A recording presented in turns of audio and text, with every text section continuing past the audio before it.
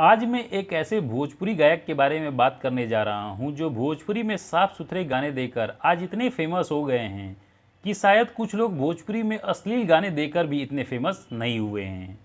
जिसकी मैं इस वीडियो में बात करने जा रहा हूं, उन्होंने यह साबित कर दिया है कि भोजपुरी फिल्म इंडस्ट्री में अश्लील गाने के बिना भी आप प्रसिद्धि पा सकते हैं और नाम कमा सकते हैं।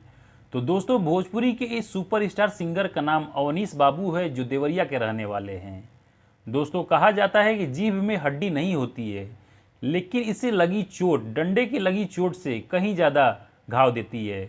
ये घाव भोजपुरी के एक बहुत ही बेहतरीन गायक अवनीश बाबू ने भोजपुरी के बड़े बड़े गायकों को दिया है, जो यह कहते हैं कि बिना अश्लीलता के भोजपुरी में फेमस नहीं हुआ जा सकता, या बिना अश्लील गाना गाए आप आगे नहीं बढ़ सकते हैं, और अक्सर चोली लहंगा के ऊपर गाने गाते हुए नजर आते हैं।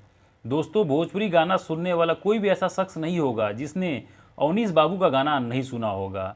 तो मैं सबसे पहले इनके कुछ फेमस गानों के नाम आपको बता देता हूं। तो पहला गाना है तू हंस के बोललू ए जान, दूसरा गाना है काला काला काजर, और तीसरा गाना है नीली नीली अखिया।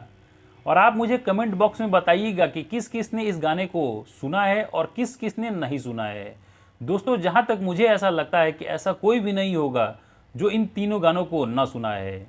दोस्तों, अभी तक हमारी इस वीडियो में आपने जितनी भी पोस्टर अवनीश बाबू की देखी है, वो सारे इनके द्वारा गाए हुए गाने हैं। एक भी गाना चोली लहंगा और अश्लीलता के ऊपर नहीं है। सभी बहुत ही साधारण और साफ़ सुथरे गाने हैं।